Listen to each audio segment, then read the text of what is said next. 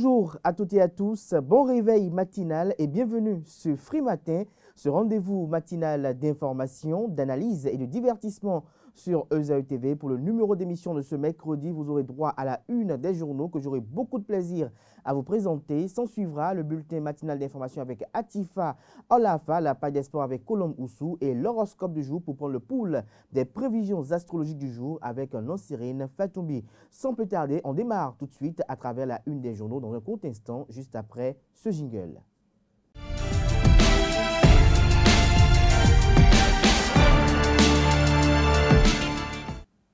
Bonjour à nouveau, chers amis internautes. Le quotidien béninois d'information générale et d'analyse L'Informateur titre ce matin en manchette « Ministère de l'enseignement supérieur, des établissements privés d'enseignement supérieur convoqués pour ce jour, vérité et ultimatum de la ministre Éléonore Yaïla Descamps aux promoteurs ». Retrouvez l'article qui édifie sur cette rencontre à la page 3 de la livraison de ce matin du journal L'Informateur, qui propose également comme titre à la une ce matin « Taxe foncière sur les propriétés ». Le directeur général Nicolas Yenoussi éclaire l'opinion. Il s'agit du directeur général des impôts. Des détails dans les colonnes de la parution de ce matin de L'Informateur, qui nous propose également comme titre à la une ce matin « Recrutement dans les mairies ».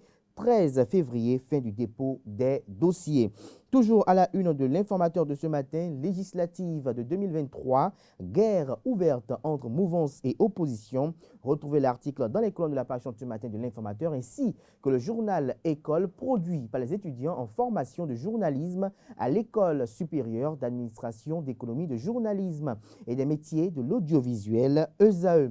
Le Béninois libéré nous propose comme titre ce matin en manchette « Visite de la zone économique spéciale de Glodjigbe ».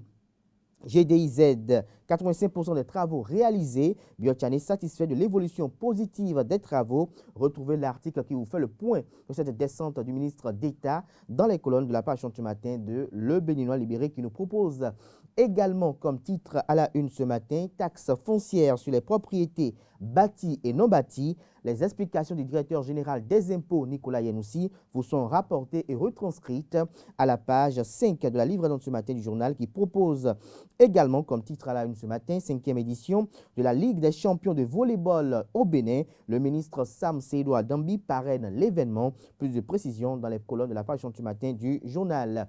Le Challenge propose comme titre ce matin manchette « Taxe foncière sur les propriétés bâties et non bâties ». Les explications du directeur général Nicolas Yenoussi, qui rassure des détails à la page 3 de sa livraison de ce matin. Le même canard nous propose comme titre à la une ce matin « Orientation professionnelle de la jeunesse des 12e et 13e circonscriptions électorales ». L'honorable Jérémy Adomaou donne des clés aux jeunes. Des détails à la page 4 de la livraison de ce matin du journal, qui nous propose également comme titre à la une ce matin « Supposée menace terroriste, la démarche rationnelle des autorités béninoises qui calme les esprits ». L'article est à retrouver à la page 2. Toujours à la une du quotidien Le Challenge de ce matin, aménagement de la zone industrielle à Glodjigbe, le gouvernement constate l'évolution des travaux. Dabarou titre ce matin en manchette « Détournement et corruption au Bénin sous Patrice Talon ». Plus rien n'effraie le Béninois, s'interroge le confrère ce matin.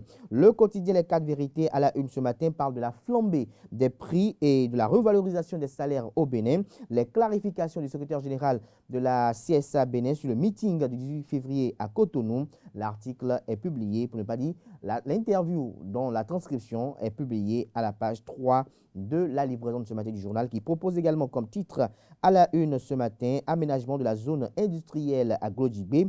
Le gouvernement fait un heureux constat de l'état d'avancement des travaux, un constat qui a été effectué par le ministre d'État Aboulaye Biotchane.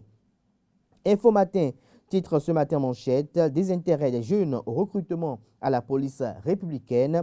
Et si l'État revoyait les conditions de vie et de travail des policiers, s'interroge le confrère ce matin en illustrant sa manchette de ce matin avec la photo du ministre de l'Intérieur et de la Sécurité publique, le ministre Alassane Seydou, et de l'enseigne de la police républicaine. L'article, quant à lui, est à retrouver à la page 3. Toujours à la une du même canard ce matin, vague d'adhésion à l'Union progressiste dans la commune d'Abomey-Calavi.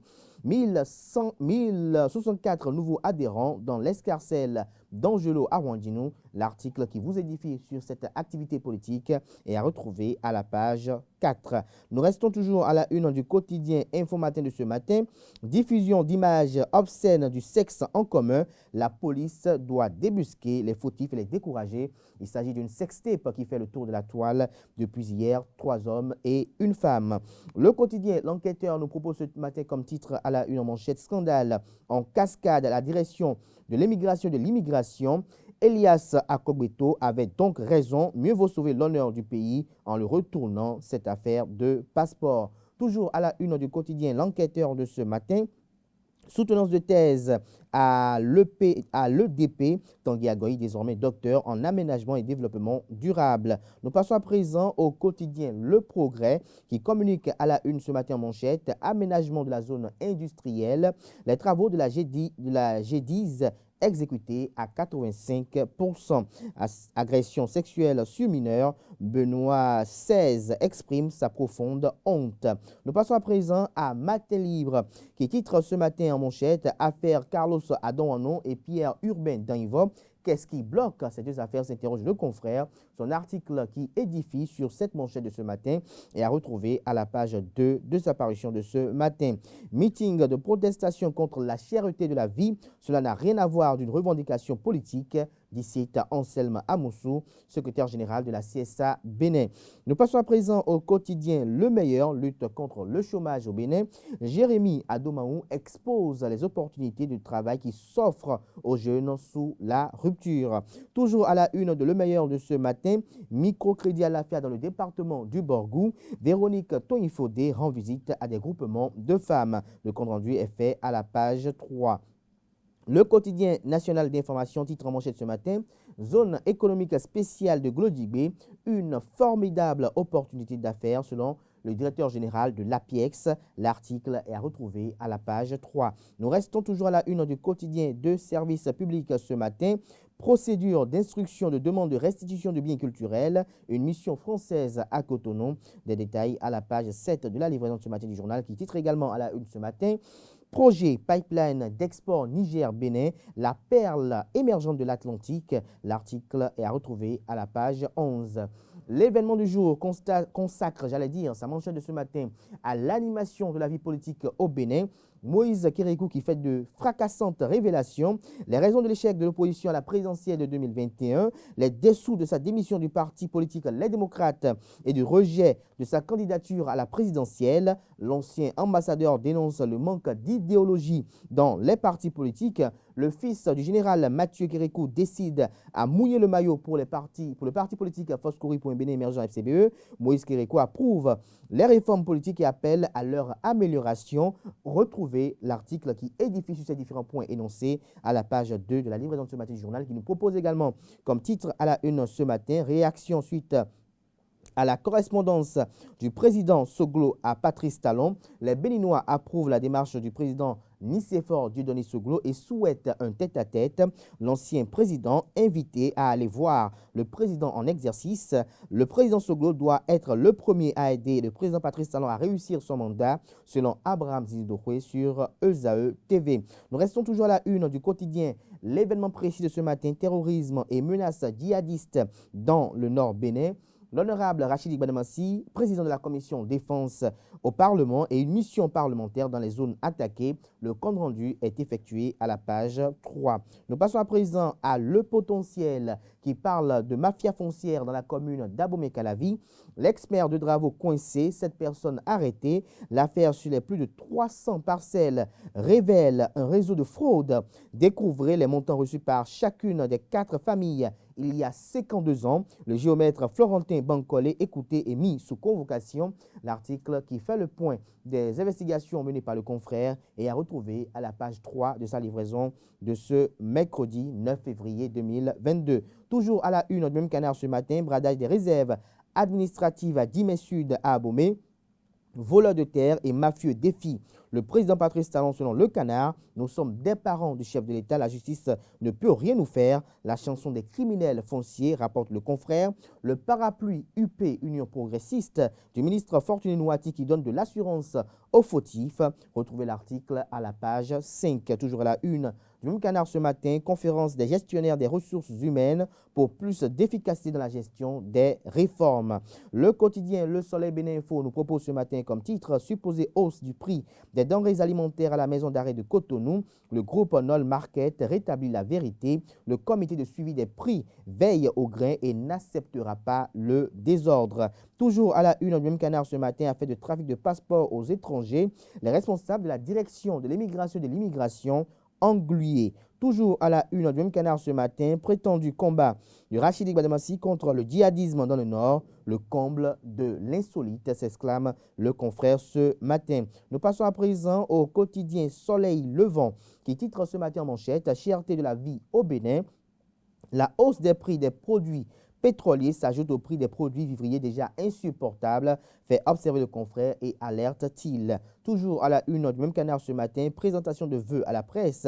Le maire Angelo Arwandino reconnaissant envers les hommes des médias. Nous passons à présent au quotidien béninois L'Économiste qui titre ce matin à la une programme Un mois, une cause. Canal Plus développe une soixantaine de contenus pour l'édition 2022. Nous passons à présent à Le Matinal qui titre ce matin en manchette polémique autour du recrutement au sein des forces de défense et de sécurité, les jeunes, l'armée et la police. Roger Tawes, porte-parole de la police républicaine. Il n'y a jamais eu de réticence, martèle le porte-parole. Des jeunes à cœur ouvert sur les concours. Claude Azalou Tingbe explore les raisons d'ordre sociologique. Narcisse Zanou, psychologue. Les jeunes ne sont pas intéressés par les emplois liés à la sécurité. Retrouvez le dossier que vous propose la rédaction de Le Matinal aux pages 2, 4, 5 et 8 de la livraison de ce matin. Le même Canard nous propose ce matin comme titre à la une ce matin, recolonisation de la bande côtière à l'est de Cotonou le 11 février pour libérer les lieux. Toujours à la une du même Canard ce matin, 8e législature. Déjà 85 lois votées par les députés, nous rappelle Le Confrère ce matin. Plus de détails sur les dites lois à la page 15 de la page ce matin du journal qui nous informe que dans le cadre d'une visite de travail du PDG Ralph Mumpita au Bénin, MTN offre 108 000 doses de vaccin Johnson & Johnson au gouvernement. Échange fructueux avec plusieurs personnalités. Le compte rendu vous est effectué à la page 3. L'autre quotidien titre ce matin en manchette législative de 2023, le Parti du Renouveau démocratique PRD face à un choix cornélien. Toujours à la une du même Canard ce matin, législation, sur la lutte contre la corruption. Ordenne à la Datine contredit Jean-Baptiste Elias. Des détails sur les versions opposées à la page et contradictoires, même, à la page 8 de la page du matin du journal. Nous passons à présent au quotidien La Priorité, zone économique spéciale de Glodjigbe, énième descente du ministre d'État Abdoulaye Bio-Tchane. Toujours à la une du même Canard ce matin, régulation des marchés publics. L'ARMP vulgarise des documents types. Nous passons à présent à décryptage info humour à titre. Le Bénin en quête de 40 milliards de francs CFA en mars 2022. Toujours à la une du même Canard ce matin, hausse des prix des motos neuves. La Direction générale des impôts, la douane et le ministère de l'économie et des finances rappellent les importateurs à l'ordre. L'article est à retrouver à la page 3. Toujours à la une du même Canard ce matin, il s'agit du quotidien Décryptage info, lutte contre la pauvreté au Bénin. La ministre des Affaires sociales et de la microfinance, Véronique Otonifodé, sensibilise les SFD à mieux satisfaire les populations. La phase 2 de microcrédit à la FIA bientôt lancée. Ce sera tout pour la présentation de quelques titres apparus ce jour dans la presse nationale. Les quotidiens sont disponibles dans les kiosques au prix de 300 francs CFA, également accessibles en ligne pour ceux d'entre eux disposant de sites internet. Atifa Lafa va prendre place à présent pour le bulletin matinal d'information.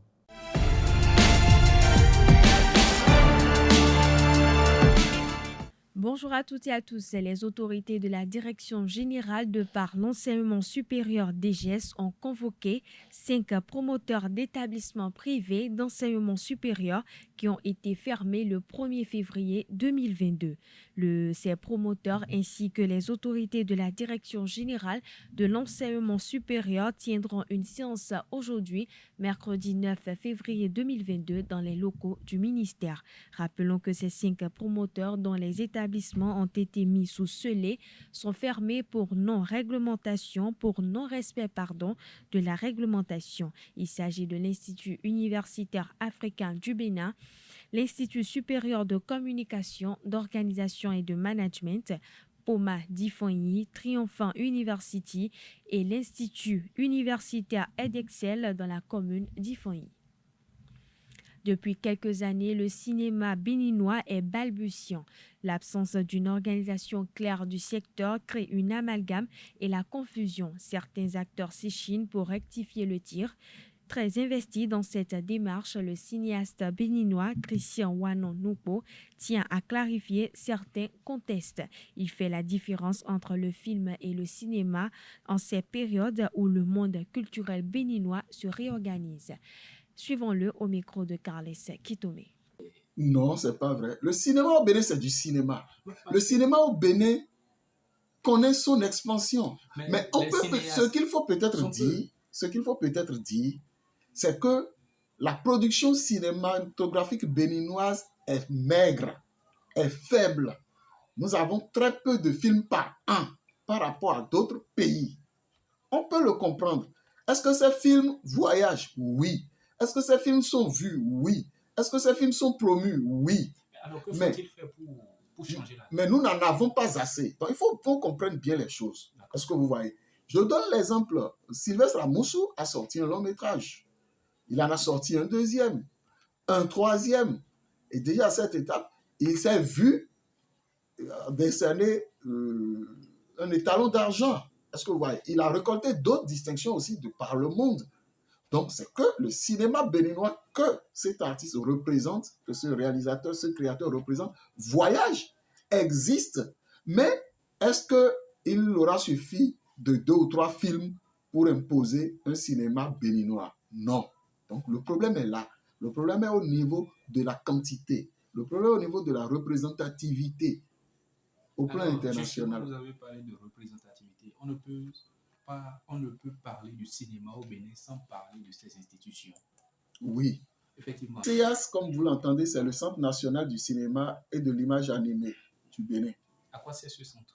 Voilà. Ce centre, actuellement, coordonne les différentes activités qui vont finir par imposer le cinéma béninois comme une industrie et comme un sous-secteur rentable et viable d'expression artistique et culturelle, mais aussi peut-être de participation à l'économie nationale.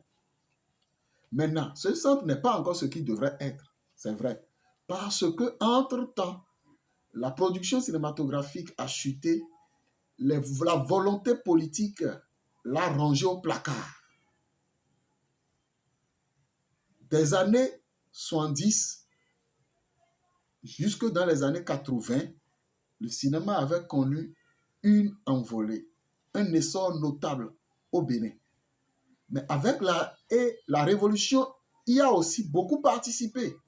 Mais avec la récession économique, avec les crises économiques qui ont commencé dans les années 83, 85 et qui ont tendu jusqu'à la période de la conférence nationale, les gens ont tout fait de ranger le cinéma dans les distractions, à tort, et de l'oublier.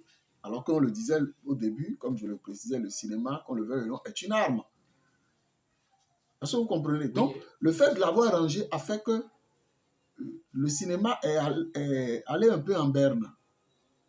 Alors, aujourd'hui, maintenant, il faut la faire renaître. D'où le Centre national du cinéma et de l'audiovisuel qui, il y a encore quelques années, jusque dans les années 2016, je crois, s'appelait Direction de la cinématographie dessinée.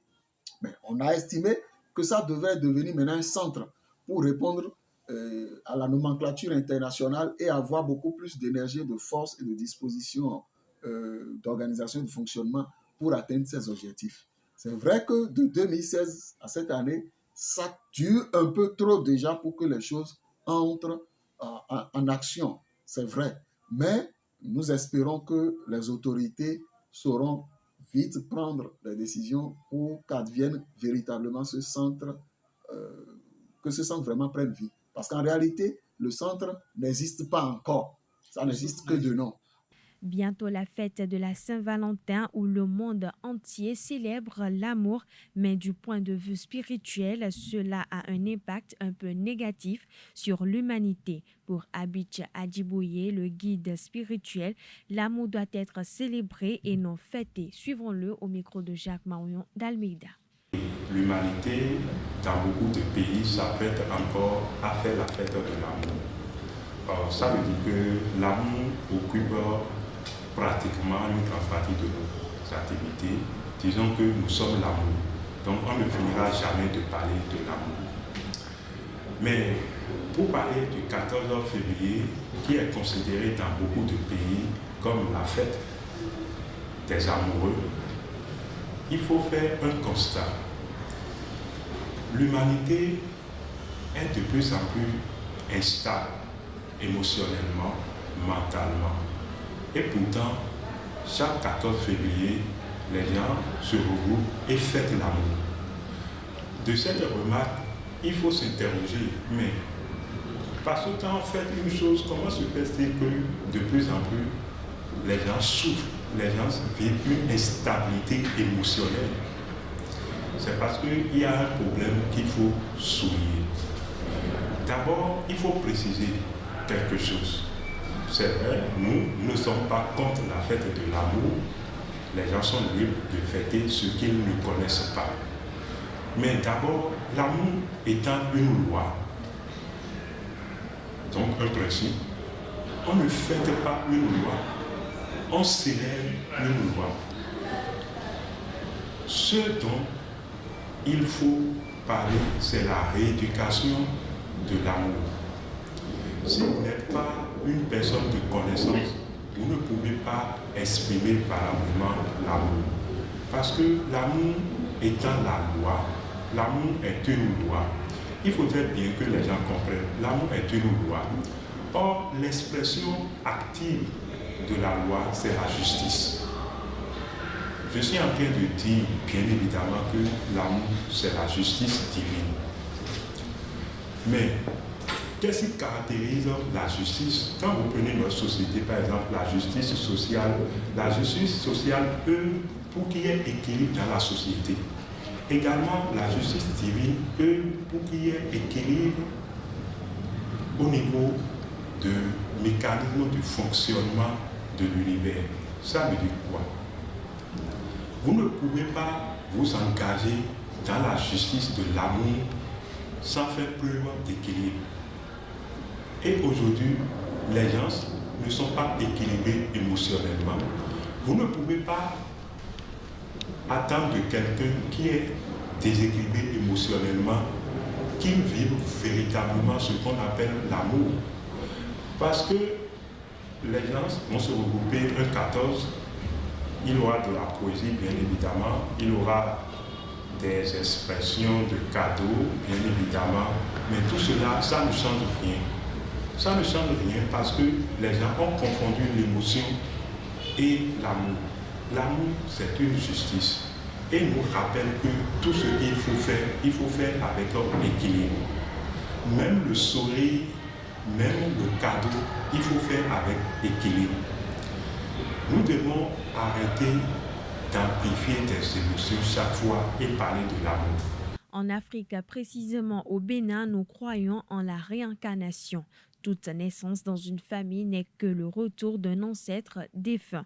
Pour le guide spirituel Ricardo Aguigé, nous avons un processus de vie qui passe par les minéraux aux végétaux avant de redescendre au règne animal. Suivons-le au micro de Jacques Marion d'Almeida.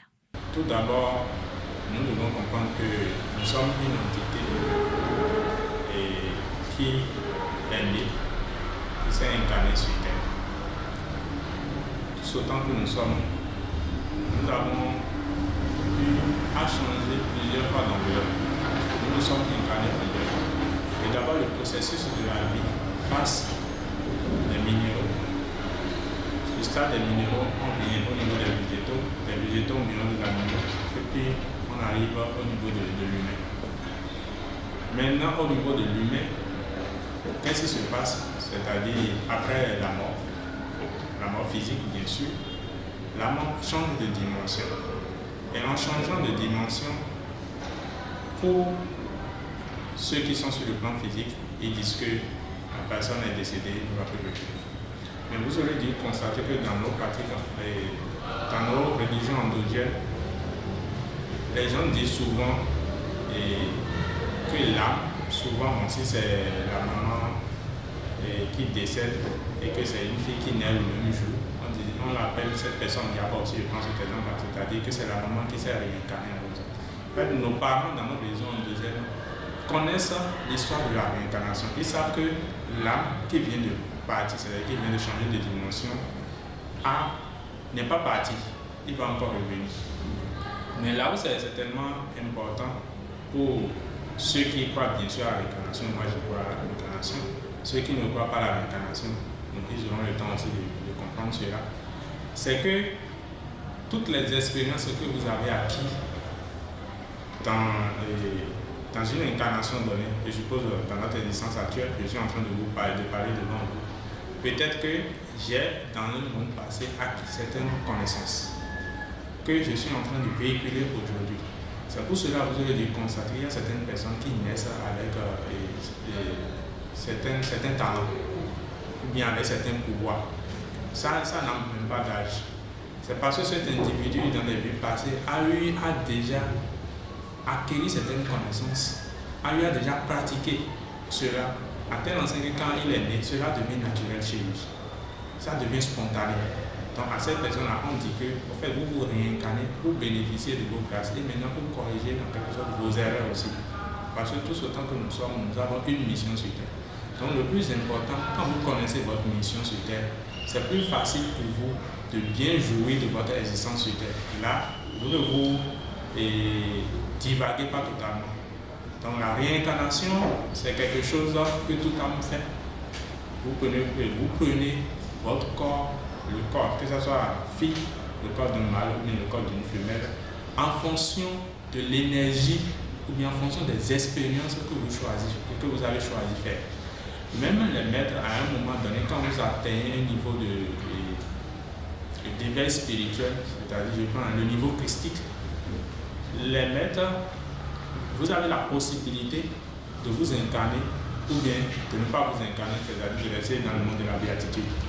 Mais les maîtres choisissent volontairement de s'incarner tout en gardant, quand vous atteignez ce niveau, c'est-à-dire vous avez la possibilité de garder votre corps physique que vous avez eu dans les incarnations passées, vous pouvez garder cela et revenir, comme vous pouvez prendre votre temps pour aider ces âmes qui sont sur Terre pour leur accompagnement spirituel.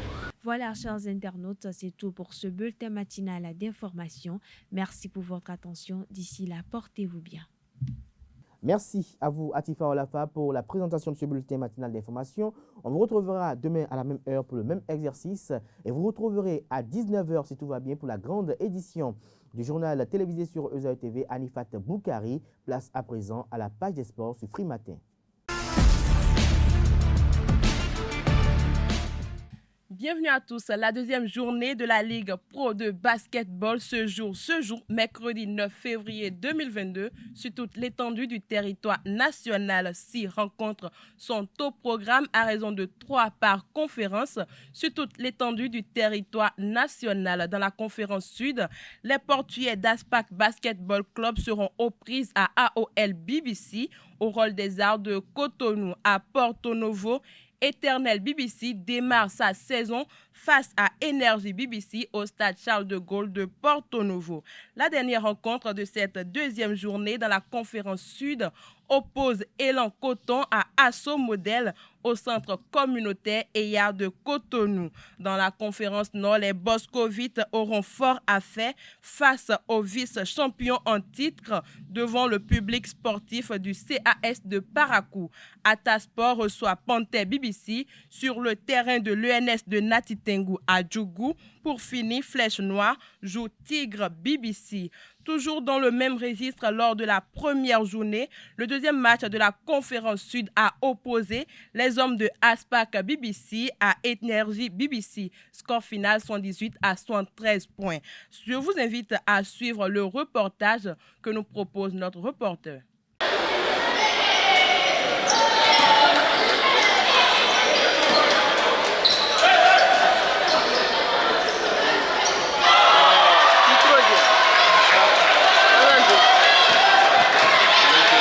Les hommes de Aspac Basketball Club ont consolé les dames portuaires en battant Énergie Homme. Victoire acquise dans la douleur, 118 à 113 points pour les hommes de Aurelius Coco. Dès le premier quart-temps, l'ancien portuaire Emmanuel Lougbeignon a donné du fil à retordre à ses anciens coéquipiers. Après son show, sous les cris du public,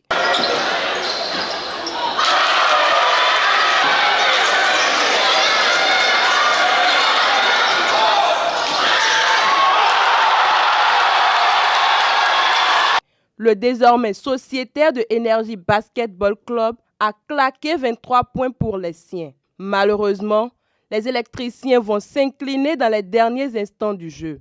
Une victoire avec 5 points d'écart qui ne réjouit pas le coach des portuaires. Je ne suis pas très content de cette victoire-là. On a gagné dans la douleur, alors que normalement ça ne devait pas être le cas. Mais ce n'est que le premier match et que la compétition continue.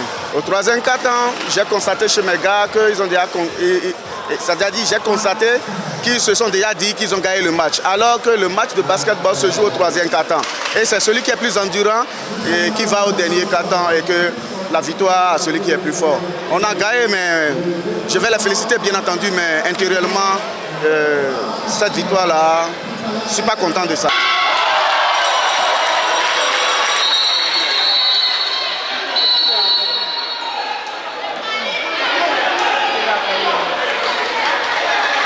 Parlons de Ligue Pro de football à présent. L'association sportive de la vallée Omnisport ASVO a réussi à se qualifier pour la Super Ligue professionnelle de football. Marcelin Bokovet, le président du club, s'explique sur les nouvelles perspectives au micro de Aneldo. On a misé sur notre effectif qui était déjà là la saison passée, donc il y a eu de la continuité dans le travail. Le coach est resté. Ce noyau des anciens, on a su, disons, compléter ce qu'il fallait. Et puis bon, voilà, le premier objectif est atteint.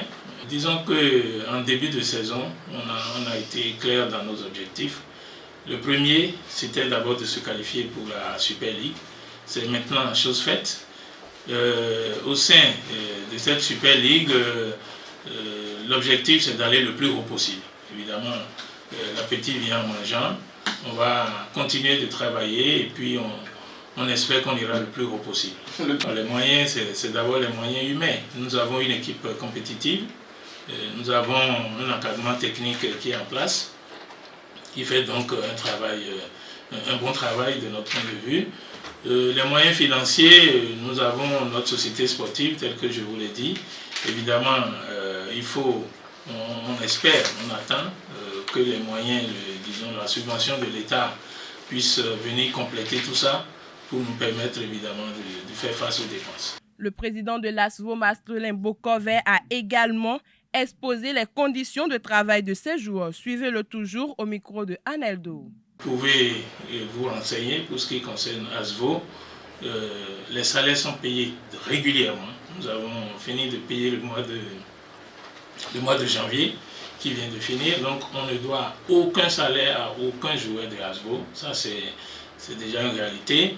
D'autre part, les primes de match sont payées rubis sur ongle dès la fin du match. Donc sur ce plan-là, tout au moins ASVO disons, peut se targuer d'être exemplaire. Nous avons signé les contrats de façon individuelle, donc les salaires sont individuels. Je puis vous dire Le salaire minimum à Asvo est de 100 000 francs par mois. Ça, c'est d'ailleurs conforme à ce que dit notre règlement du championnat en cours. Donc nous le respectons, tous nos contrats sont signés, enregistrés au niveau de la fédération. Cette année, je sens le groupe. Je sens que les joueurs vivent bien. Ils sont tous campés à Adjoum. Nous avons la chance de bénéficier d'une infrastructure qui répond aux normes. Les joueurs vivent donc au camp et sont vraiment des amis, on le sent. On sent que le groupe vit bien. Et donc, les résultats que nous avons eus jusque-là, disons, sont un peu le reflet de cette ambiance qui règne au sein du groupe des joueurs, mais également entre le staff et les dirigeants du club. Je puis dire que cette année, on a quand même un bon groupe et j'espère le meilleur pour l'équipe. Asvo est géré par une société sportive qui a été créée depuis environ 2 ou 3 ans. Donc on fait partie des tout premiers clubs à se doter de sociétés sportives. Pour le moment, on n'a pas un soutien direct de la part d'une société d'État, mais un certain nombre de structures ou de sociétés de la place se sont mises ensemble pour créer cette société sportive qui préside aux destinées de Asvo. Pour finir, le Ghana, le Nigeria et le Sénégal et l'Éthiopie ont assuré leur qualification au 5e tour des éliminatoires de la Coupe du monde féminine U20 de la FIFA Costa Rica 2022 zone Afrique. Au tour final, le Sénégal affronte le Nigeria, double vice-champion du monde, lors d'un affrontement 100% Afrique de l'Ouest en mars 2022 pour une place au mondial. Le Ghana va défier l'Éthiopie. Les matchs allés se joueront du 10 au 12 mars 2022 et les matchs retour du 24 au 26 mars 2022. Voilà, c'est tout pour la page des sports de ce matin. Merci pour votre attention et à très bientôt. Après ces informations sportives, chers amis internautes, nous allons installer Nosrine Fatoumbi qui nous présente l'horoscope du jour.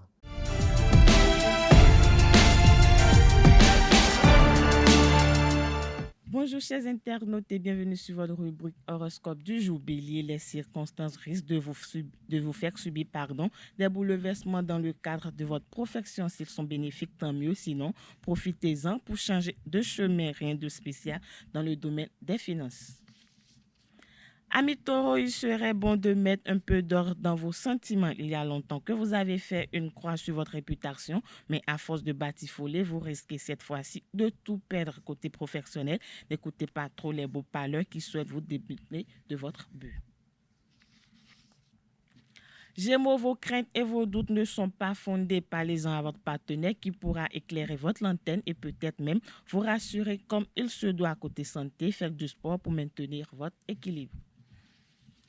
Cher Cancer, journée très positive. Le secteur professionnel peut vous réserver des surprises. Vous avez préparé au mieux le terrain pour mettre en place de nouveaux projets, mais des imprévus pourraient vous causer quelques contretemps. Natif du Lion, journée constructive. Ne cherchez pas à brûler les étapes ou bien vous serez amené à commettre des erreurs. Prendre le temps de bien faire les choses est parfois un mal nécessaire. En amont, laissez la place au dialogue. Certains avis devraient vous permettre d'y voir plus clair. Vierge, prêtez attention à d'éventuelles discussions concernant une indemnisation ou des bénéfices. Soyez vigilants si vous ne voulez pas que des affaires profitables vous partent sur le nez et ne reportez pas à demain ce que vous pourrez faire aujourd'hui. Chers amis Balance, journée assez ordinaire. Les bonnes influences astrales vous permettront de trouver des solutions efficaces pour résoudre des problèmes et éviter des complications. Côté santé, vous ne manquerez pas d'énergie. Scorpion, votre vie sentimentale est harmonieuse en ce moment. Préservez-la en organisant des petites surprises pour l'être aimé. Vous le comblerez et assurerez de bons moments passés à deux. Côtés professionnels. Les contacts sont peut-être difficiles à trouver, mais cela ne doit pas vous inquiéter. Chers Sagittaires, vos relations professionnelles risquent d'être compliquées. Essayez de ne pas vous montrer trop exigeant. Vous n'obtiendrez rien de plus en voulant imposer vos choix. Côté santé, risque de fatigue en fin de journée. Capricorne, l'ambiance au travail stimulera votre créativité. N'hésitez pas à mettre votre grain de sel et vos idées en commun. Vous parviendrez ainsi à de grandes choses. En amour, faites en sorte de ne pas agir sur le coup de votre impulsivité au risque de mettre en péril votre relation pour de simples malentendus. Amis Verseau, la prudence est de mise sur le plan professionnel. Vous devrez absolument redoubler de vigilance. Vous risquez de perdre le bénéfice de tous les efforts fournis dernièrement sur le plan sentimental. Mettez les choses au clair rapidement avec votre partenaire. Poisson, pour finir, votre attitude témoignera de votre sérieux. Vous êtes dans une position idéale pour proposer des projets ambitieux ou prendre de nouvelles fonctions plus intéressantes. Votre destin est entre vos mains. En amour, mêlez un geste de fantaisie et d'humour. Vous verrez la vie sous un autre angle en faisant preuve de nouveauté. C'est tout, amis internautes, pour les prévisions astrologiques de ce mercredi matin. Merci de nous avoir suivis et à demain. Merci à vous, Nosrine Fatoumi. Merci à toutes et à tous pour l'attention et l'aimabilité et votre attachement à ce programme télé sur Ezel TV. Portez-vous bien. Très belle journée de travail à toutes et à tous. Et à demain, plaise au ciel pour un autre numéro d'émission. Portez-vous bien et fructueuse journée à nous.